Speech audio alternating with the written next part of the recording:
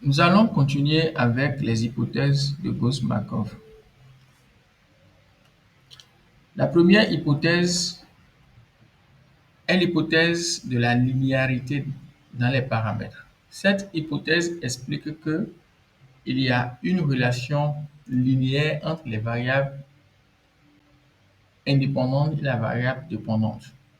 Donc, il faut se rassurer que les données collectées sur l'échantillon nous permettent d'établir une relation linéaire entre la variable réponse qui est y avec les ins à travers les paramètres bêta 0 et bêta 1. Donc, il est également possible, au lieu d'avoir ins comme variable indépendante, il est possible d'avoir log de ins ou ins au carré ou encore une autre variable qui va multiplier ins pour former une variable d'interaction. C'est l'exemple, par exemple, de l'éducation fois expérience. Donc, bêta ici, représente les paramètres linéaires. Donc, on doit s'assurer que, effectivement, nos données nous permettent d'avoir une relation linéaire les, les variables indépendantes et la variable dépendante.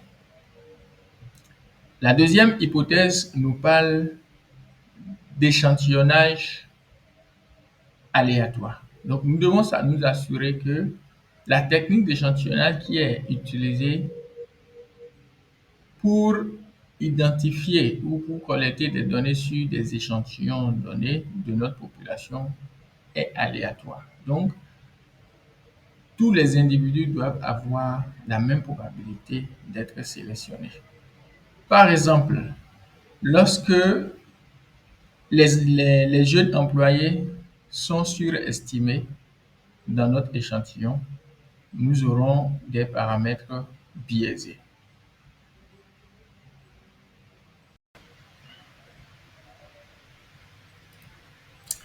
En ce qui concerne la troisième hypothèse, qui est l'hypothèse de collinéarité parfaite, il faut dire que lorsqu'il s'agit d'un modèle de régression simple, nous avons une seule variable indépendante. Et la seule variable indépendante doit avoir une variance positive. Parce que si la variance de la variable indépendante est nulle, ça veut dire que la variable indépendante est constante. Et si elle est constante, ça veut dire qu'elle est collinéaire, qu'elle est corrélée avec la constante du modèle. Et si elle est corrélée avec la constante du modèle, on ne pourra pas estimer un coefficient séparé. Rappelez-vous que dans le calcul de bêta chapeau 1, au dénominateur, nous avons la variance de ins. Si on suppose que la variance de ins est égale à 0 ici, alors on ne pourra pas estimer bêta 1. Donc ça, c'est un problème fondamental. Donc il faut forcément que la variance de notre variable indépendante ins soit forcément supérieure à 0 avant que on ne puisse estimer bêta chapeau 1. En ce qui concerne la quatrième hypothèse qui est zéro conditional mean, exogénéité en français, il faut savoir que nous devons remplir deux conditions fondamentales. La première condition, c'est que la somme des erreurs termes doit donner 0. La deuxième condition est que la valeur attendue de l'erreur terme par rapport à ins i doit donner également 0. Ça veut dire que lorsqu'on calcule l'erreur terme pour ins 1, par exemple, on doit trouver 0. Pour ins 2, on doit trouver également 0 et ainsi de suite. Et on doit également trouver que la valeur attendue de l'erreur terme est identique d'une variable indépendante à l'autre. Donc, si toutes ces conditions-là sont réunies, on dira que nous sommes dans un cas d'exogénéité. Ça veut dire qu'il n'y a aucune variable indépendante qui est corrélé avec notre thème d'erreur. Si c'est le cas, les coefficients que nous allons estimer seront biaisés. Par exemple, dans le cas d'un modèle de régression linéaire avec le salaire qui est égal à bêta 0 plus bêta 1 éducation plus les rethèmes, il faut savoir que l'habilité est également une variable sur laquelle on pouvait collecter des données et intégrer dans ce modèle. Mais nous n'avons pas de données sur l'habileté, donc c'est une variable non observée qui est concentrée dans le thème d'erreur. Si nous avons une habileté plus élevée, forcément notre éducation également sera élevée. Donc, ça veut dire que l'erreur thème qui est dans laquelle on retrouve l'habileté sera corrélée avec l'éducation. Et si c'est le cas, donc il y a violation de l'hypothèse zéro conditional mean, qui veut dire exogénéité en français. Nous avons deux graphes ici. Le graphe à gauche montre l'endroit où nous avons l'exogénéité. Ça veut dire que la condition de zéro conditional mean est remplie. Et ici, dans le graphe à droite, la condition de zéro conditional mean n'est pas remplie. Donc ici, la valeur attendue de l'erreur thème, sachant is est égal à 0 pour l'éducation. Lorsque nous avons de grandes valeurs d'éducation, la valeur attendue est presque la même chose partout. Donc, nous avons pour les résidus, nous avons les valeurs négatives et les valeurs positives. Donc, quand les valeurs négatives et positives s'ajoutent ensemble, donc ça va donner 0 pour toutes les valeurs de l'éducation. Par contre, ici, nous n'avons pas la même chose. Pourquoi? Parce que dans notre RETM, donc, il y a une concentration d'une variable qui est corrélée avec l'éducation. Et nous avons constaté que plus on évolue vers les valeurs plus élevées d'éducation, les RETM aussi évoluent de manière croissante. Et nous n'avons pas des valeurs négatives d'erreur thème. Ça veut dire que même quand on va faire la somme de toutes les erreurs thèmes, on ne finira pas par avoir 0. Donc, cette hypothèse a été violée ici. Et si l'on estime les coefficients de régression avec ces données, on aura des coefficients de régression biaisés. Quand est-ce qu'on peut être en mesure de dire que nos estimateurs OLS sont non biaisés?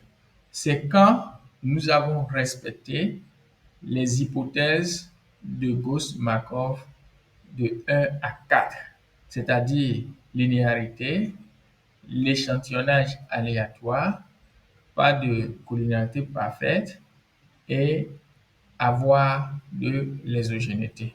Lorsque nous avons ces 4 hypothèses, on peut conclure que nos estimateurs OLS sont non biaisés.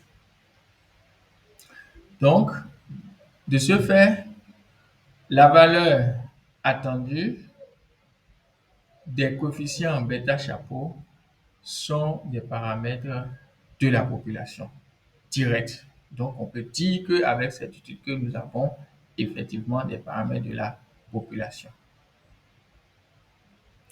Donc, lorsque nous faisons cette estimation avec plusieurs échantillons, la moyenne de ces coefficients est le paramètre de la population. Mais pour un échantillon donné, le coefficient obtenu peut être différent des paramètres de la population.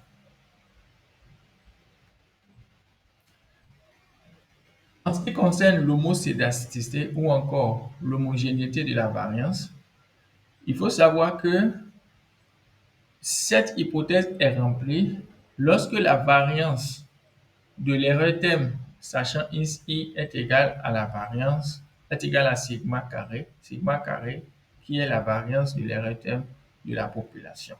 Donc, lorsque on calcule la variance de l'erreur terme pour X1, on doit trouver la même chose que la variance de l'erreur terme pour X2 et ainsi de suite en fonction du nombre de variables indépendantes que nous avons dans notre modèle.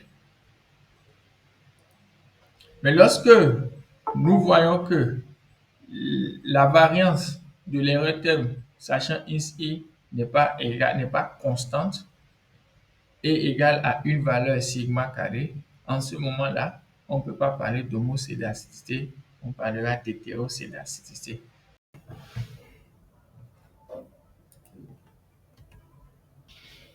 Donc ici, nous avons deux graphes qui montrent la différence qui existe entre l'hétérocédasticité et l'homocédasticité. Le premier graphe montre l'homocédasticité et le deuxième montre l'hétérocédasticité.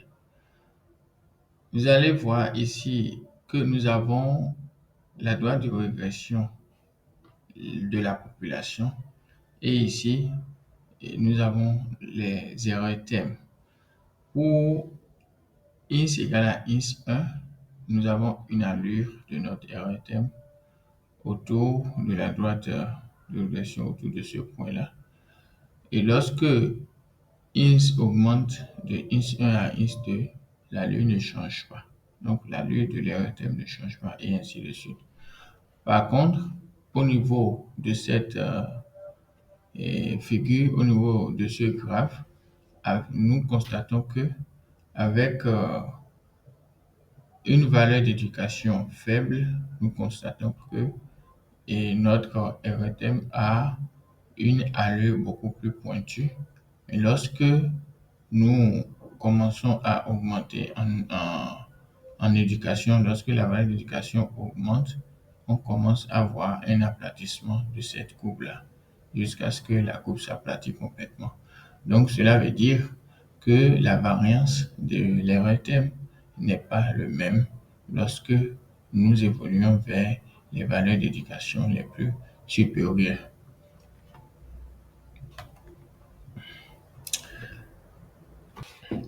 Nous avons déjà vu ces deux figures-là.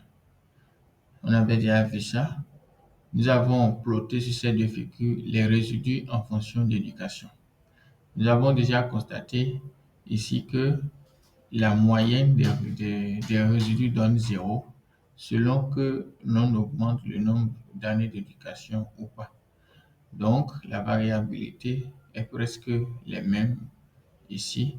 Donc, lorsque, par exemple, nous prenons l'éducation égale à 18 années, on voit que la variabilité au niveau des résidus, c'est la même chose pratiquement que lorsque nous prenons l'éducation égale à 16 années et ainsi de suite. Donc, la variance de l'erreur thème ici, sachant X, sachant éducation, donc est constante. Par contre, ici, la variance n'est pas constante parce que si on prend par exemple pour cette valeur d'éducation, on voit que la variance elle est faible, alors que pour cette valeur d'éducation, la variance elle est très très élevée. Donc la variance n'est pas, disons, identique, n'est pas constante, donc dans ce graphe-ci. Alors que ce que nous souhaitons, et bien, pour bien estimer nos modèles, c'est que nous ayons l'homocédasticité, c'est que la variance de l'erreur thème soit constante. Maintenant, nous allons continuer avec la variance de l'erreur thème corrigée. Pour corriger la variance de l'erreur thème, il suffit de prendre la variance que nous avons calculée précédemment divisée par le degré de liberté. Ici, le degré de liberté, c'est égal à n-k-1. Comme nous sommes dans le cas d'une régression linéaire simple, le nombre de variables indépendantes est égal à 1. Donc, on remplace k par 1 et on trouve ce dénominateur qui est égal à n-2. Donc, c'est une correction de la variance de l'erreur thème. Alors, quand est-ce que nous pouvons dire que nous avons une variance de l'RTM qui n'est pas biaisée? C'est lorsque nous sommes rassurés que les 5 hypothèses du Markov ont été remplies, à savoir linéarité, l'échantillonnage aléatoire, pas de collinéarité parfaite, et exogénéité et l'homocédasticité. Donc, lorsqu'on remplit toutes ces 5 conditions, on peut être sûr que la variance de l'RTM n'est pas biaisée.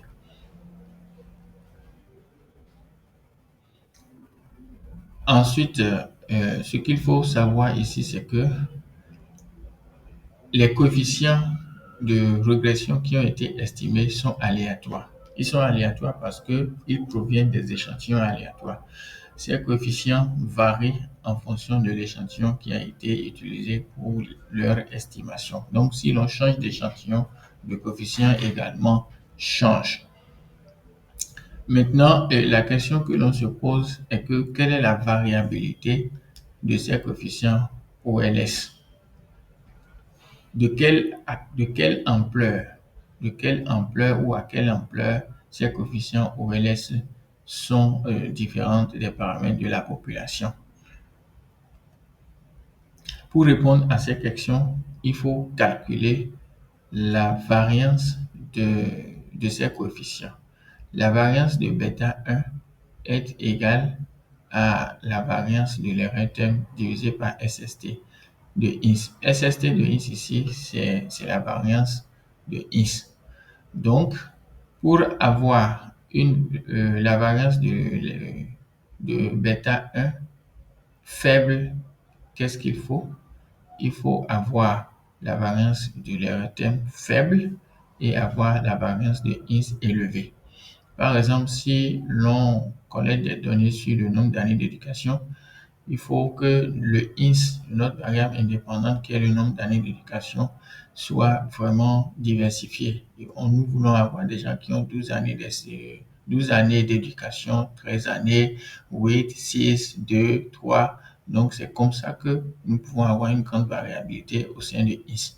Donc, il faut que nous ayons une grande variabilité au sein de INS et que nous ayons une petite variabilité donc, au niveau donc, de l'RTM pour s'assurer que nous avons, une variance de bêta 1 qui est petite, ce qui est recommandé, ce qui est souhaité.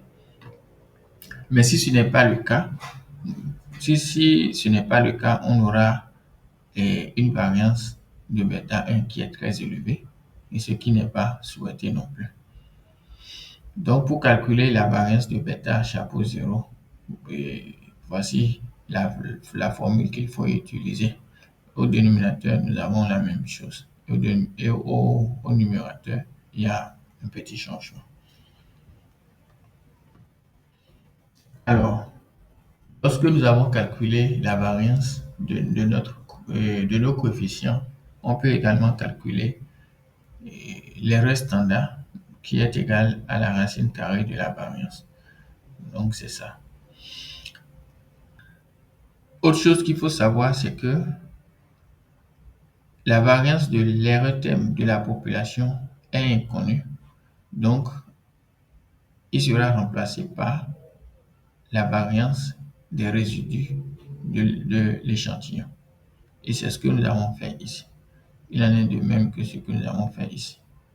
Donc, qu'est-ce que c'est que l'erreur standard? L'erreur standard mesure la précision des coefficients de régression qui sont calculés. Donc, c'est à travers l'erreur standard que nous pouvons savoir et si les coefficients qui sont calculés sont proches de la population, des paramètres de la population ou pas. Donc, l'erreur standard nous montre également l'écart qui existe entre les coefficients que nous avons calculés d'un échantillon à un autre. C'est une donnée très importante pour voir comment est-ce que les coefficients que nous avons collectés sont fiables. Ce cours vient d'être terminé. Je vous remercie de votre attention pour vous assurer que vous avez bien compris le cours. Vous devez réviser les 4 questions ci-contre. Je vous remercie.